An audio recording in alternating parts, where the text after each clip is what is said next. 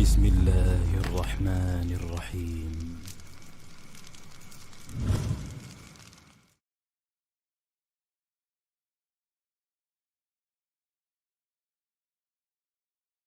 بسم الله والصلاة والسلام على رسول الله وعلى آله الطاهرين أما بعد اللهم اشرح لي صدري ويسر لي أمري واحلل عقدة من لساني يفقه قولي.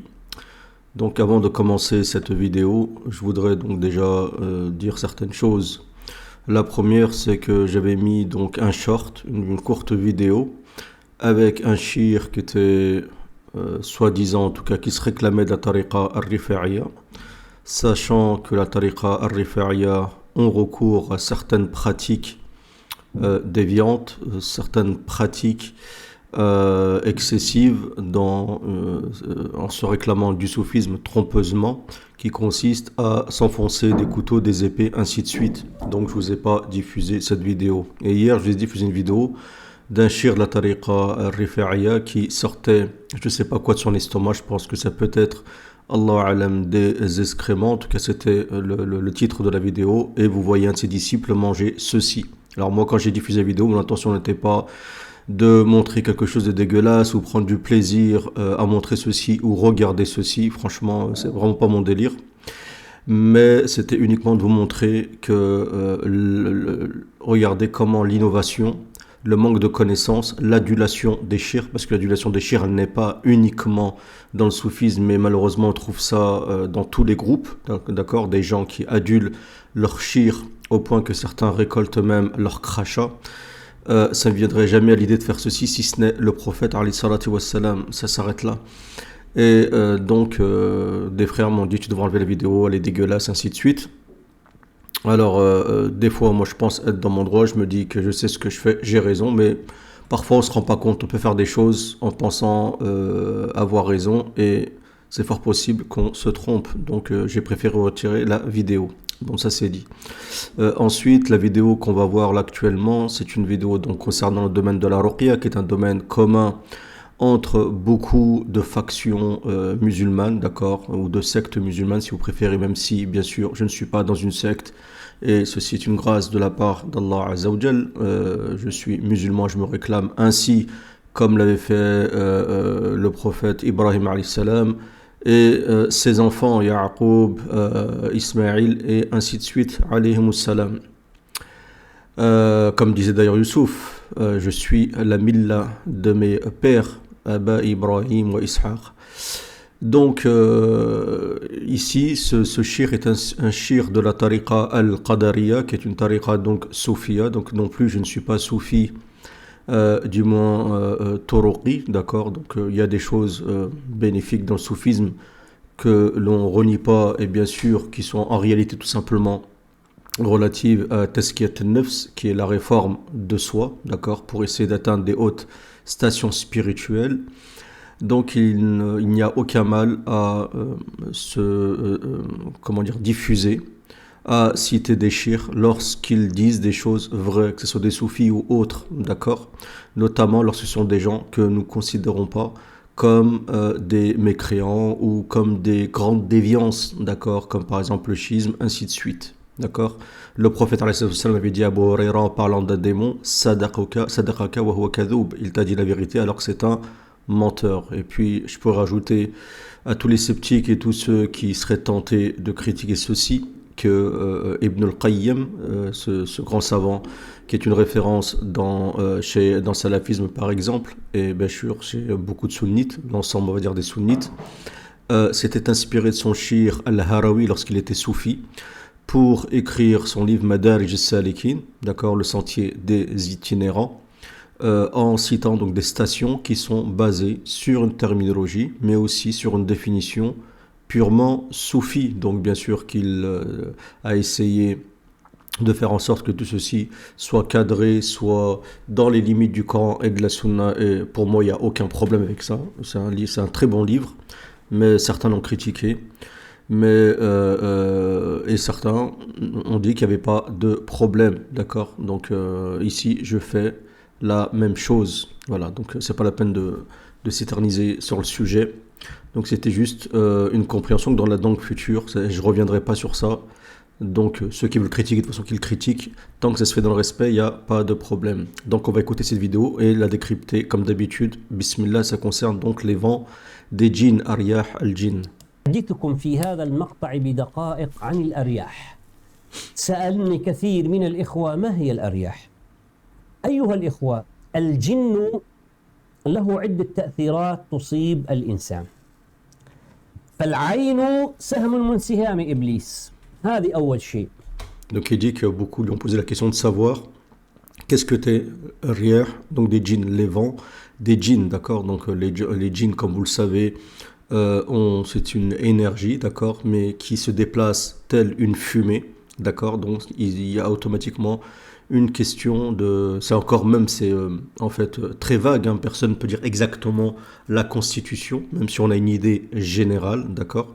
Et certains disent que c'est comme un gaz volatile, comme le dit d'ailleurs le shir Abdelwahid Abdeslam Bali dans son livre, d'accord, sur Wiqaya min al-Jinn min al-Shayatin, la protection contre les démons. Et il dit qu'ici que le Ain, par exemple, est une flèche qui provient de Satan. يعني أريد بهذا المقطع أحدثكم عن أنواع وأسماء الأذى الذي يأتينا من الجن. أول شيء العين. العين هي سهم من سهام إبليس، هذه أول واحدة. والعين هي عبارة عن طاقة سلبية شديدة نارية تخرج من عين الحاسد باتجاه الإنسان. Donc là, il parle du Ain. Il dit que le Ain, en fait, c'est une énergie négative, puissante, infernale, d'accord, liée au feu, qui provient donc du jaloux, d'accord, de l'intérieur de la poitrine du jaloux. Et bien sûr, ça touche la personne à travers la vision optique. أصل أنها من الشيطان، سهم من سهام إبليس. Donc elle provient de Iblis. Et je voulais préciser aussi, par exemple, que chez les Juifs, par exemple, le Ain est reconnu. Et ils appellent ça donc al-harra, al-ain al-harra, donc l'œil brûlant, parce qu'en fait c'est har, c'est brûlant. فالعين عندما تصيب جسم الإنسان تودع فيه علة. السحر يورث علة روحانية، لكن العين تورث علة عضوية. مباشرة الحاسد نظر إليك خلاص بده يصيبك شيء، صار عندك le regard qu'il a fait pour montrer le Ain. Donc il dit que la différence du Ain, le sihr, quand ça vous touche, ça provoque donc comment dire ça, un dysfonctionnement d'ordre spirituel, d'accord. Et tandis que le Ain, lui, peut créer un problème corporel, d'accord. Ça agira directement sur votre physique. عندك ألم، صار عندك مرض، صار عندك علة، نظر إلى بيتك انكسر عندك شيء، خرب عندك شيء، إذا سهم من يعني سهم أطلق عليك أصابك بمقتل بشيء، انتهت القضية. ومن الأذى الذي يأتينا طبعا عندنا. Donc lui il explique hein, que cette flèche qui vous touche, qui est le Ain, peut vous créer un mal dans le corps, mais aussi une chose qui peut être cassée, qui peut se casser chez vous, ainsi de suite. Parfois il y a des périodes où par exemple beaucoup de choses se cassent sans explication, ça peut être des verres, des assiettes, ainsi de suite. Beaucoup de choses comme ça, durant une période, de manière même parfois incompréhensible. عارض وعندنا طائف. الطائف أيها الإخوة فطاف عليها طائف من ربك. الطائف من الجن هي عبارة عن أن الجن أو الشياطين تطوف ببيتك، تطوف حولك، فيكون يعني كيف لما يأتيك إعصار أو زوبعة أو ريح تصيب الإنسان، طائف الجن هكذا.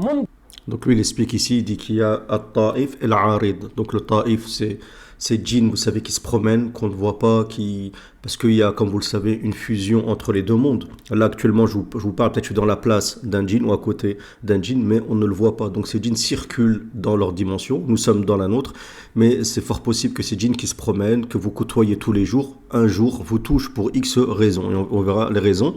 Et vous avez l'Arid, l'Arid c'est celui qui directement s'attaque donc à vous pour aussi X raisons, parfois uniquement par pure passion et amusement. ممكن بأمر معين بتسليط بسحر بعين معينة، فما تشوف إلا تأتيك هجمة من الجن سريعة ثم تخرج. هذا Donc il dit, c'est, prenez un exemple par exemple d'un ouragan, un vent, ainsi de suite, c'est impossible que vous ne soyez pas touché par ce vent, par un ouragan, par une tempête, ainsi de suite, d'accord? Donc il dit, donc ce taïf qui se promène ainsi de suite peut donc vous toucher, soit par inadvertance, souvent par inadvertance, autrement s'il vous attaque ce serait un arid. يسمى طائف طبعا، فتترك أثرا، إما أثرا مقصودا نتيجة التسليط أو أثرا عابرا. وعندنا العارض، والعارض هو عبارة عن إصابة عرضت لك، يعني كيف أنت راكب سيارة والسيارة خبطتك هالخبطة هاي، ممكن إصابة خفيفة وممكن تكون قاتلة، ممكن تكون إصابة متوسطة، فهذا هو عارض الجن. Donc pour l'Arid, il prend l'exemple de quelqu'un qui vous rentre dedans dans un accident de voiture. Ça peut être une petite, il vous cabosse légèrement ou carrément, il vous défonce votre voiture. Donc l'exemple du Arid parmi les djinns, c'est ça. C'est celui vraiment qui vous rentre dedans. طلع بالليل فجأة أصابه شيء، امرأة سكبت ماء بالليل أكلت ضربة، إنسان دخل خلاء دون أن يذكر الله أكل خبطة. هذه كلها تسمى عوارض. عارض بمعنى أن الجن تعرض لك بإصابة.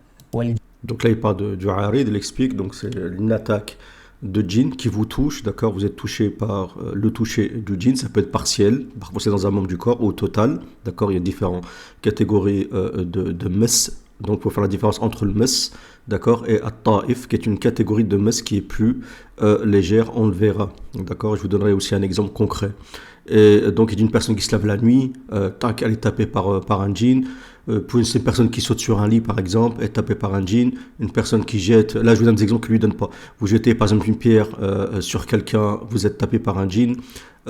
Vous pissez dans un endroit, dans un coin, sans faire la doua, ce qu'il faut éviter en réalité dehors, surtout il faut éviter les coins, ainsi de suite, vous pouvez être tapé sur un djinn. Vous pouvez des fois, moi ça m'est déjà arrivé de passer sur un pont et t'es étourdi, t'as l'impression que tu vas t'évanouir. Ça peut être aussi tous ces trucs-là, jeter de l'eau chaude sans dire bismillah, rentrer aux toilettes sans faire la doua, tout ceci, d'accord, peuvent être des risques où la personne peut être touchée. الجن مخلوق ناري وله طاقة ظلمانية كبيرة فتؤذي الإنسان، قد تورث مرضا عضويا، قد تورث شللا، قد تورث عمى، أي شيء. وعندنا شيء Donc il dit que le djinn est une création, d'accord, une créature qui est créée à partir de feu, comme vous le savez, d'accord, et qui donc touche la personne. Et il dit ça peut causer donc un handicap, d'accord, ça peut, qu'est-ce qu'il a dit, excusez-moi. Ça peut être une maladie donc corporelle. Voilà, ça peut être aussi, vous pouvez devenir aveugle, d'accord, mais en tout cas, ça des exemples comme ça, en tout cas je ne sais pas si vous en connaissez, moi j'en connais, mais des personnes par exemple qui sont venues handicapées ou d'autres uniquement à cause d'une attaque donc de djinn, ça c'est tout à fait possible. وعندنا شيء يسمى الأرياح. الأرياح أيها الإخوة وهي نتيجة ومن شر النفاثات في العقد. البيوت عندما يدخلها الجن، الجن له نفس، له نفث، فإذا أنفاس الجن ونفث الجن ورائحة الجن أيها الإخوة الكرام عندما تصيب الإنسان تسمى أرياحا. Donc là il parle de al-ariyah. Donc al-ariyah c'est quoi? Lui il explique que c'est comme dans la sourate et on demande protection contre celles qui soufflent dans les nœuds. Donc il dit lui que les djinns soufflent, d'accord, on respire ou souffle, donc il y a un souffle de la part des djinns, que c'est aussi la constitution même du djinn qui peut vous toucher. Ça c'est plutôt mon avis, d'accord, qui consiste sa constitution qui fait qu'il peut vous toucher, et c'est ce qu'on appelle aussi un rih.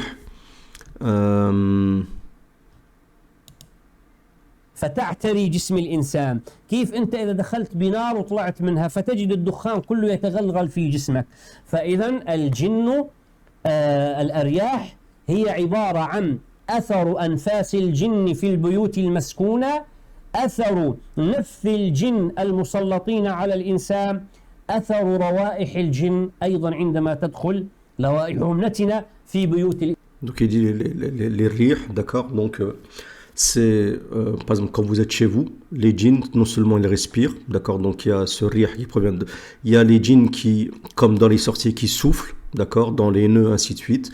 Il y a leur constitution particulière qui consiste en une sorte de fumée, d'accord, une fumée, une sorte de fumée, d'accord, ou un gaz ou ainsi de suite. En tout cas c'est comme ça que beaucoup de personnes perçoivent lorsqu'ils sont possédés ou lorsque un démon leur entre dedans, ainsi de suite.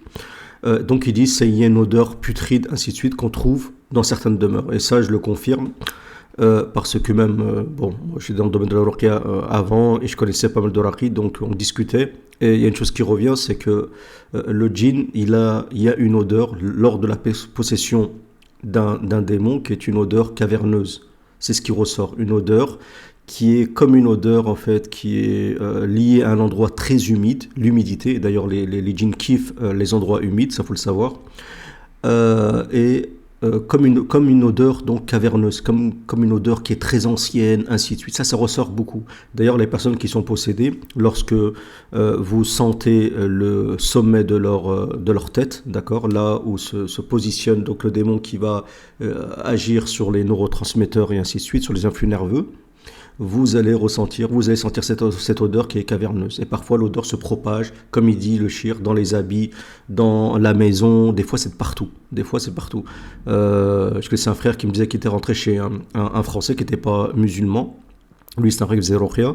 Donc, il discutait avec lui, il mangeait chez lui, il était sympa, il mangeait, mais je veux dire, il buvait le café, il discutait souvent avec lui. Lui, c'est pas un musulman. Mais il était, je crois, possédé par un djinn, ainsi de suite. Il me disait, tu rentres dedans, chez lui, tu as l'impression que tu rentres dans une caverne. Il me disait, vraiment, tu as l'impression que tu rentres dans une caverne. Tu as l'impression que, je sais pas, tu te déplaces plusieurs milliers d'années en arrière, d'accord, à l'époque des hommes préhistoriques. Donc, cette odeur-là, elle est importante. Vous pouvez des fois déceler donc une position, que c'est une personne en général qui est possédée, non seulement elle ne prend pas soin d'elle, d'accord, donc il y a une sorte de matière grasse qui émane des glandes sébacées, ainsi de suite, du corps par le délaissement, d'accord, mais aussi cette odeur qui est une odeur donc d'humidité, une odeur putride, ainsi de suite. Donc là, je confirme, en tout cas, c'est mon avis, wallahu a'lam, mais bien sûr, hein, il n'y a pas de vérité absolue là-dedans, on n'a pas de révélation. الإنسان في فرشهم في لباسهم قد يأتي الجن ويلبس لباسك لذلك نحن مأمورون بذكر الله عندما ننزع لباسنا فهذه تسمى بمجملها الأرياح. Donc il dit que le djinn peut mettre tes habits, ça je ne savais pas, je viens de l'apprendre. Et il dit c'est pour ça qu'il faut faire le dhikr, d'accord, réciter le dhikr. Il faut savoir que les soufis de la tariqa al-Qadariya, alors quand je parle Qadariya, bien sûr je généralise pas parce que je pense pas qu'ils sont tous équivalents. Il y en a, ils sont pas sérieux, il y en a, ils sont peut-être un peu plus sérieux, il y en a, ils sont plus fidèles aux enseignements du Cheikh Abdel Qadir al-Jilani, mais ils sont très compétents dans le domaine de la ruqya. الأرياح أيها الإخوة ماذا تؤثر؟ يصيب الإنسان يصير الإنسان جسمه تعبان مرهق وهن خمول أمراض كثيرة لا يعرف سببها. Donc comment ça vous êtes touché par les vents? Fatigue extrême, excessive, paresse, d'accord, vous avez des problèmes de santé, maux de tête, des maux corporels, vous ne savez pas ce que vous avez, vous n'êtes pas bien, ainsi de suite. Vous êtes vraiment, limite, vous avez envie que dormir.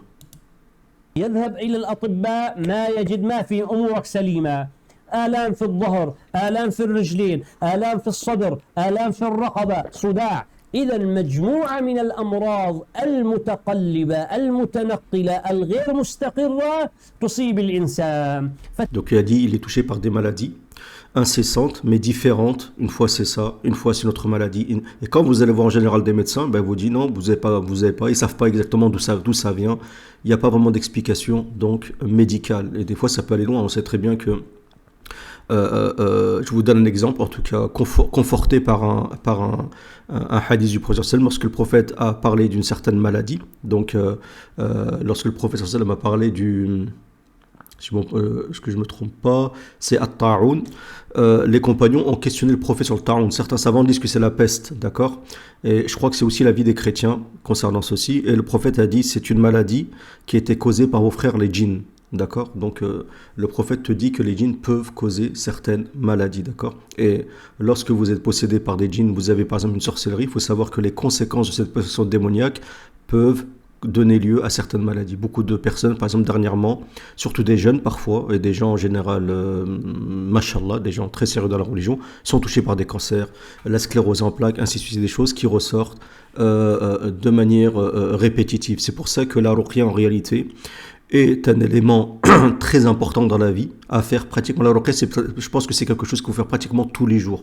Il y a une période où, surtout les débuts, quand j'ai écrit mon livre sur la ruqya, ainsi de suite, où je faisais ruqya. Mais quand je vous dis je faisais ruqya, c'était tous les jours, s'enduire d'huile d'olive, vous imaginez, tous les jours, on allait prendre des douches d'eau coranienne, tous les jours pendant, je crois, plus de 7 ans comme ça, mais vraiment tous les jours, d'accord? Donc je pense que la ruqya est un élément très important à notre époque, non seulement parce que le mal a grandi, il y a plus d'ondes négatives, plus de personnes qui sont mauvaises, plus de haine, plus de jalousie, ça vous le savez. Il y a des gens qui agissent dans des endroits qu'on ne connaît pas nécessairement, ou des gens qui font exprès de faire des sorcelleries noires et de les répandre uniquement pour faire que le monde, pour créer le chaos dans le monde, ça faut le savoir, d'accord? J'en avais parlé il y a des années, j'en avais parlé des années en arrière. Qu'est-ce qu'il faut savoir d'autre? Qu'il y a... تشتتوا يصير مثل اللي سقط في دوامة وتفتل بمعنى. Donc, il faut savoir qu'il y a un réel danger. Si on peut rajouter là-dessus, par exemple, si on se base sur mon hypothèse concernant Gog et Magog, à savoir que lorsque je vous ai parlé du Qarin qui était issu de Gog et Magog, ce Qarin, automatiquement, est pas là pour faire en sorte que tout se passe bien, d'accord? Il peut vous déstabiliser, il peut aspirer à ce que vous ayez mal, vous soyez pas bien, que vous ayez des douleurs, que vous souffrez, ainsi de suite, d'accord? Si on prend le verset du Coran, lorsque Dieu dit sur le shaitan, liyahzuna alladhina amanu, afin qu'il attriste les gens qui croient en Allah Azza wa Jal, d'accord? Ceci fait partie donc des prérogatives de Shaitan et de son armée. Voilà pourquoi la ruqya est une chose en réalité très importante. La ruqya n'est pas uniquement curative, mais elle est aussi préventive. Retenez ceci. Et la ruqya, en réalité, elle n'agit pas, écoutez bien ce que je vais vous dire, uniquement sur le plan, on va dire, lié à l'occulte, lié aux démons, lié à tout ceci, non, même sur le plan corporel, la ruqya vous renforce, peut-être même peut renforcer votre code génétique, peut renforcer beaucoup de choses dont vous ne vous imaginez même pas, d'accord? Dieu dit وَنُنَزِّلُ مِنَ الْقُرْآنِ, nous descendons du Coran, مَا هُوَ شِفَا, de ce qui est guérison, وَرَحْمَةُ لِلْمُؤْمِنِينَ, est une miséricorde pour les croyants, d'accord? Et Allah Azza wa Jal cite le mot shifa, guérison, à la forme indéterminée, ce qui indique al-umum, que c'est vraiment général, au point où les savants disent qu'elle agit, la ruqya, non pas que sur le plan spirituel, mais aussi sur le plan corporel, d'accord? Donc la ruqya vous renforce comme le dhikr, et d'ailleurs Ibn Qayyim a un livre, Al-Wabil al-Sayyib, d'accord, la plus abondante, où il explique les bienfaits du dhikr, et parmi ces bienfaits que le dhikr vous renforce. Donc la lecture du Coran, ainsi de suite, vous renforce, d'accord, et vous protège, Inch'Allah Ta'ala, de maladies, et agit aussi sur des choses dont on ignore encore la portée, d'accord? Si par exemple, je vous donnais juste un petit exemple, les recherches qui ont été faites par un savant japonais qui aurait récité, donc on a récité du Coran dans de l'eau, et on a vu que ça avait un impact donc carrément sur les cellules qui composaient l'eau. Je ne peux pas rentrer dans les détails techniques parce que je ne les connais pas, mais en tout cas, il y a un impact de la lecture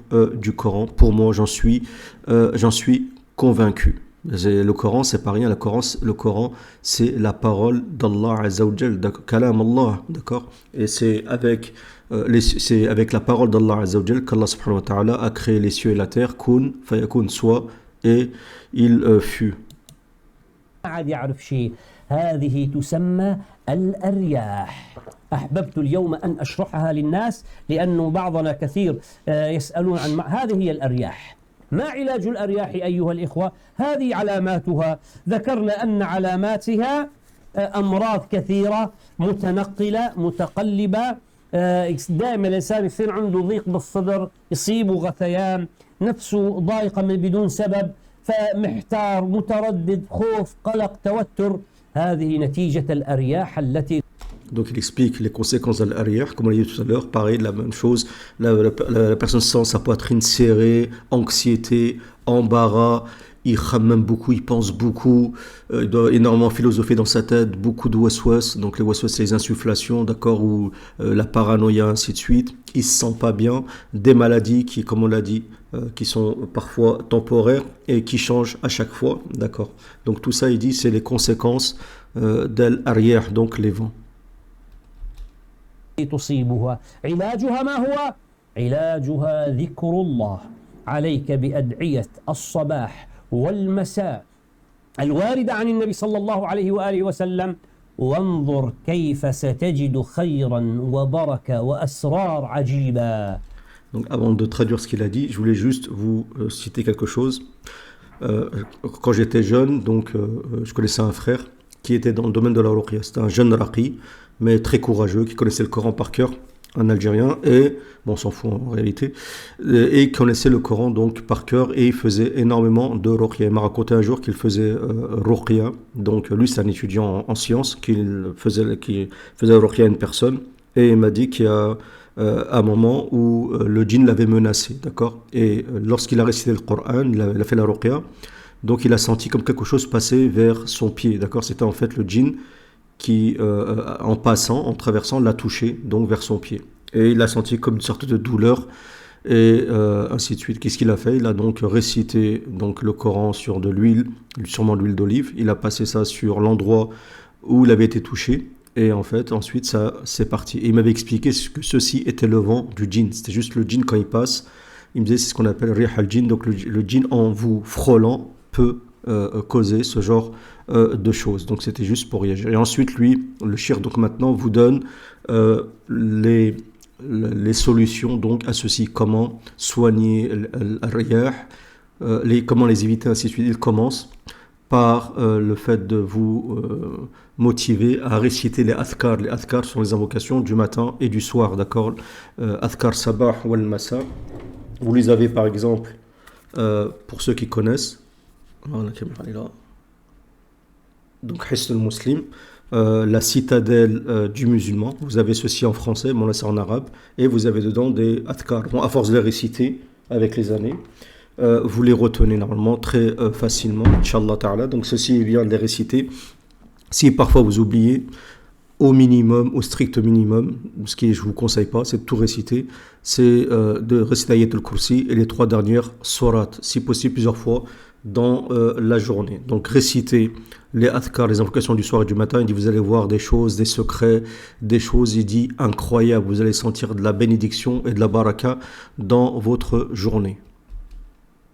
وسأترك لكم في صندوق الوصف رابط أدعية الصباح ورابط أدعية المساء، جمعتها أنا ورتبتها ترتيب جيد وجميل. اجعلها لنفسك وردا في صباحك وفي مسائك، وسترى خيرا وبركة عظيمة جدا إن شاء الله تعالى. وكثيرا ما نبهت على أدعية الصباح والمساء، عندما تقرأها تجد النبي أعطاك تحصينات، أعطاك حماية، أعطاك وقاية، أعطاك حفظ، أعطاك حماية، رعاية، نصر. فلماذا تغفلون عنها؟ Il dit pourquoi vous délaissez un outil, une arme que le prophète vous a donné. En fait, les adhkar, on a dans l'islam en réalité tous les boucliers pour se protéger du monde démoniaque. On ne les utilise pas. D'accord, malheureusement, on ne les utilise pas.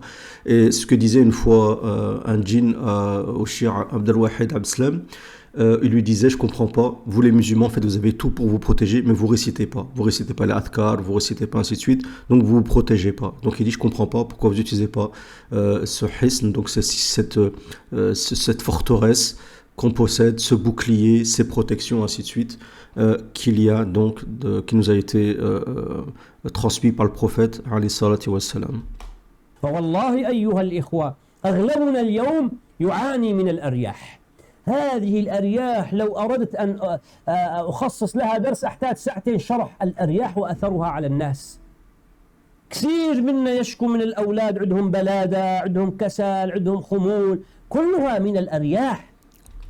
Alors lui, je vais dire quelque chose, moi je vous traduis, mais je ne sais pas ce qu'il en est, d'accord, mon niveau il s'arrête là, mais lui il dit que l'arrière a un impact en fait sur beaucoup de choses, sur les enfants, d'accord, peut-être l'hyperactivité, le fait que les enfants ils ne comprennent pas grand chose, qui sont parfois bêtes, qui sont agités, ainsi de suite. Lui il dit que, ou qui sont des fois feignants, qui ne veulent pas étudier, ainsi de suite. Il dit que l'arrière a un impact en fait sur les enfants, Wallahu a'lam.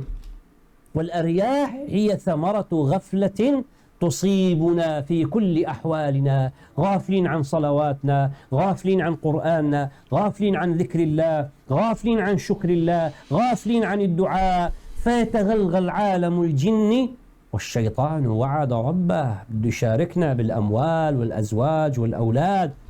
Donc là, je suis d'accord avec lui. Il dit qu'en fait, les conséquences du fait qu'on est touché par l'arrière, donc on a expliqué l'arrière c'était quoi, des choses différentes. Et il dit qu'on est touché par ceci à cause de l'insouciance. L'insouciance du fait qu'on ne récite pas nos adhkar, l'insouciance du fait qu'on ne lit pas le Coran, l'insouciance du fait qu'on ne fait pas assez d'invocations, de dua, toutes les insouciances donc liées à la spiritualité, liées aux ibadat, aux adorations. Et sur ça, moi je suis tout à fait d'accord avec lui. وهذا هو الحاصل. Il avait dit aussi l'insouciance du fait de remercier Dieu. On oublie al-shukr, le fait de aussi remercier Allah Azza wa Jal. Parce que le fait de remercier Allah Azza wa Jal, d'accord, ou de glorifier quand on dit Subhanallah, tout ceci, ce sont aussi des formes de ibada. Et le prophète a dit ad-du'a huwa al-ibada. Il faut savoir qu'ad-du'a, l'invocation, le fait de demander à Allah Azza wa Jal, non seulement vous demandez, vous recevez, donc non seulement c'est gratuit, et en plus vous êtes en quelque sorte rémunéré, vous gagnez des choses, d'accord, en faisant le dua, mais en plus la dua, la spécificité de la dua, c'est que c'est l'essentialité de l'adoration. Pourquoi? Parce que dans la dua réside ce qu'on appelle al-dhul wal-iftiqar ila Allah Azza wa Jal, donc le fait de se rabaisser et le fait d'être dans l'appauvrissement vis-à-vis d'Allah Azza wa Jal, et le fait aussi de montrer sa position de abd, de serviteur vers le puissant en disant j'ai besoin d'une chose, je te demande telle chose, et bien sûr après avoir glorifié Allah Azza wa Jal et après avoir aussi fait de l'istighfar, avoir demandé de demander pardon à Allah Azza wa Jal. Ne demandez jamais à Allah Azza wa Jal une chose directement comme ça. Ne dites pas non plus Inch'Allah quand vous demandez une chose, si tu veux, mais dites je te demande telle chose parce qu'Allah Azza wa Jal est riche et il donne. Il te dit je te donne, demande-moi et je te donne. Mais ceci doit se faire d'abord en reconnaissant ses péchés tout de suite, d'accord? Ça aussi, ça rentre dans l'itinérance, si on veut se pencher sur la terminologie soufie, comme l'a dit Ibn al-Qayyim, at-Tawba, qui est un des premiers stades. Vous ne pouvez pas cheminer si vous n'êtes pas d'abord repenti, vous n'êtes pas retourné vers Allah Azza wa Jal. Mais avant que vous puissiez retourner vers Allah, il faut qu'Allah Azza wa Jal accepte et vous donne autorisation pour ce retour, ce qu'on appelle donc at-Tawba. Et ensuite, donc, c'est aussi glorifier Allah Azza wa Jal, citer Allah Azza wa Jal par ses noms les plus beaux, les plus parfaits, d'accord? Prier sur le prophète alayhi salatu wassalam, c'est très important. On l'oublie, moi je pense que moi aussi je suis une des personnes qui oublie ceci. Et ensuite vous demandez à Allah Azza wa Jal, et là vous verrez que Inch'Allah Ta'ala toutes vos du'as seront acceptées. Et pour les du'as, je vais faire vite, vous avez des moments propices. Je vous donne un des meilleurs moments pour la du'a. D'accord, franchement, ce que je vous donne, c'est de l'or dans le sens concret du terme, parce que si vous demandez à Allah Azza wa Jal, par exemple, des biens matériels, Dieu vous les donnera. C'est de faire dua lorsque l'imam, lors du Jumu'ah, entre les deux khutbahs, l'imam s'assoit. D'accord, donc c'est un moment propice pour faire dua. Faites dua à ce moment-là, parce qu'en plus, il y a la présence des anges. Et faire dua après l'adhan, entre l'adhan et l'iqama, par exemple. Faire dua bien sûr, avant la prière du Fajr, lorsque les anges descendent et qui sont témoins, d'accord, et aussi des du'as tous les moments, d'accord, et aussi entre l'Asr et le Maghrib, par exemple, le jour du vendredi, et après, bien sûr, qu'il n'y a pas... tout le reste, vous pouvez faire du'a comme vous voulez, de manière même illimitée. Plus vous faites du'a, et sachez que plus vous serez un grand serviteur dans le sens du terme, d'accord? Plus vous faites dua et plus vous serez proche d'Allah Azza wa Jalla. Allah subhanahu wa ta'ala aime les gens qui lui demandent, d'accord?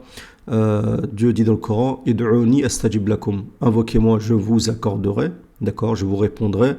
Innal ladina istakbiruna an ibadati, ceux qui s'enorgueillissent sur mon adoration, ils rentreront, je les mettrai en enfer éternellement. Dieu n'aime pas les serviteurs qui pensent se suffire à eux-mêmes et qui n'ont pas besoin, qui ne sentent pas le besoin de demander à Allah Azza wa Jal. Faites attention à ceci, même dans vos états les plus lointains, quand vous sentez que vous êtes loin d'Allah Azza wa Jal, que vous êtes dans le péché, que vous vous dites mais ça sert à quoi que je demande? Demandez toujours. Tant que l'âme tourne dans à l'intérieur de vous, demandez, faites des doigts. Je suis désolé pour ceci, mais je pense que c'est important. La doigt, c'est vraiment une chose importante. والله العظيم نمد ايدينا على الاكل وغافلين نسيانين ذكر الله كلياته. راجعوا انفسكم ايها الاخوه، لكن عندما يصبح ذكر الله على لسانك في كل احوالك ستجد البيت اصبح طاهرا، البيت اصبح نقي، البيت اصبح جميل رايق مرتاح. كيف نطهر؟ أعطيكم طريقة يعني أو سنتركها لدرس قادم. كيف؟ Donc là, c'est vrai, on arrive à la fin de la vidéo. Donc il dit que lorsque, par exemple, vous faites du dhikr, d'accord, toutes les situations, parce que vous savez très bien qu'il y a des du'as que vous faites selon, par exemple, selon les moments, ainsi de suite. Pour les du'as et la ruqya, vous avez ce livre. Bon, c'est en arabe, hein, mais il est traduit aussi en français. Donc, c'est la dua selon le Coran et la Sunna avec, vous allez voir, selon certaines situations différentes dua issues du Coran et de la Sunna. Vous avez donc, comme l'a dit Hisnul Muslim ici, où on vous dit que faire, tel dua à tel moment, ainsi de suite. Il y a pratiquement tous à tous les moments de notre vie, d'accord, tout ce qui est routinier, on a besoin donc de faire de dua quand vous rentrez chez vous, quand vous sortez, ainsi de suite. Et le fait d'invoquer Allah Azza wa Jal comme ça, de manière constante, et prenez cette habitude, comme j'ai dit à plusieurs reprises, de dire Bismillah à chaque fois que vous faites quelque chose. Moi, je m'assois sur une chaise, Bismillah, je prends le verre, Bismillah, je dépose un Bismillah, toujours, ainsi de suite. Inch'Allah Ta'ala, vous n'aurez pas de problème. Et comme il dit, plus vous faites du dhikr, plus vous mettez du Coran chez vous, plus vous récitez le Coran, et ben vous allez donc réduire l'impact de ces arrières chez vous, d'accord? Et il allait donner des solutions, mais il a dit il le fera dans une autre vidéo. Donc je me suis abonné à la chaîne, donc je verrai s'il y a d'autres vidéos concernant ceci par la suite. Et Inch'Allah, vous voyez ici que dans cette vidéo-là, ces idées, sa jama'a n'ont aucun impact sur ce qu'il vient de dire, alhamdulillah. Donc voilà. Et ce que je peux donner comme conseil concernant l'arrière, d'accord, c'est pour ceux qui veulent, comme il a dit, parce que je connais un peu, j'ai aussi des solutions pour, je sais pas ce qu'il va dire lui pour purifier sa maison, mais je vais vous donner des solutions.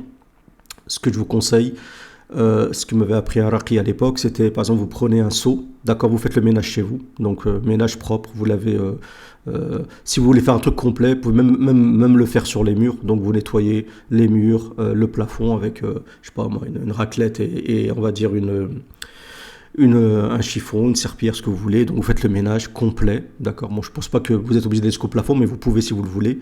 Vous faites un ménage complet, il faut que ça soit propre, d'accord. Il faut que chez vous ça soit propre, d'accord. Et ensuite, avec ce que je vais vous dire, vous allez absolument éviter la salle de bain et les toilettes, d'accord. Ce sont des endroits qui ne sont pas dignes d'y mettre, d'accord. Ne serait-ce que le souffle.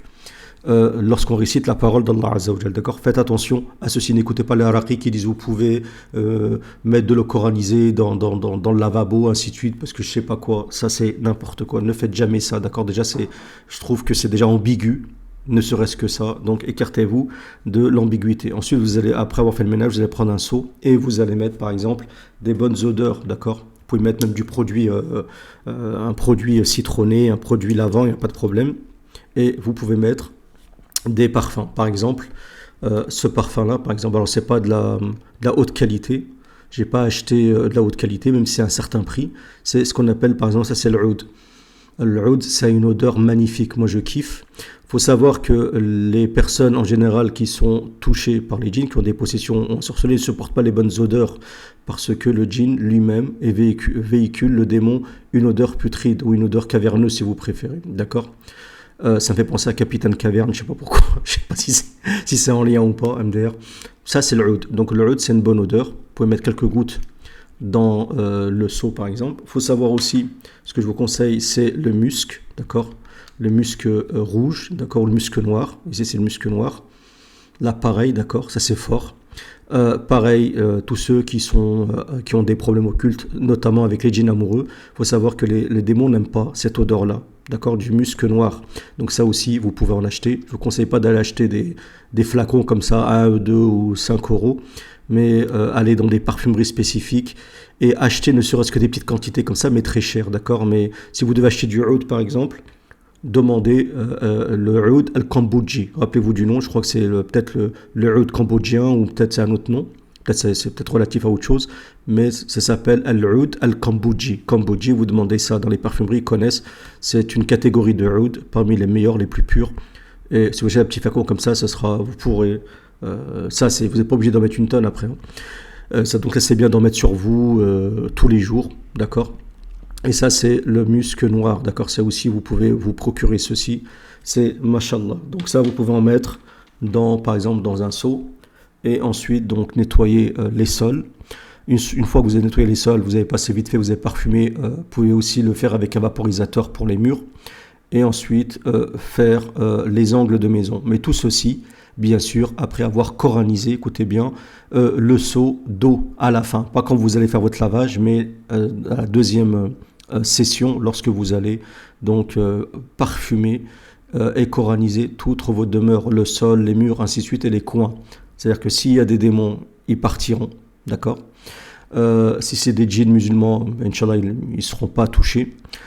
S'il y a des sorcelleries, parce que des fois des sorcelleries, vous ne les voyez pas, d'accord, Inch'Allah, elles seront annihilées. Dans tous les cas de figure, vous réduirez l'impact des ondes négatives dans la maison, d'accord, et vous sentirez apaisé lorsque vous rentrez chez vous. Vous allez sentir de la rahma et une sorte de cohésion générale dans la maison, cohésion familiale, ce qui est très très important. Voilà le mode d'emploi. Ne venez pas dans les commentaires me demander combien il faut de litres, combien il faut de ça. Tout ça, en fait, ça n'a aucun impact dans la ruqya, d'accord. En général, vous mettez 2 litres, 3 litres, 5 litres, que vous mettez, je sais pas, moi, le flacon entier ou quelques gouttes. Inch'Allah, l'essentiel, c'est de réciter des versets, comme la Fatiha, comme Ayat al-Kursi, comme les versets contre la sorcellerie, contre le Ain. Ça, je vous conseille contre le Ain aussi. Et faites ceci. Et Inch'Allah, vous verrez que ça aura un impact dans votre maison, d'accord. Donc j'espère que cette vidéo elle a été longue, mais c'était important de traiter de ce sujet-là. Ceux qui veulent plus d'informations concernant le sujet de la ruqya, vous avez mon livre, le lien en tout cas sous cette vidéo-là. Et je vous remercie pour votre écoute. N'hésitez pas à réagir dans les commentaires, me dire ce que vous en pensez, d'accord, pas d'accord, d'autres informations complémentaires seront les bienvenues. Je vous remercie pour votre écoute. Subhanakallahumma wa bihamdik.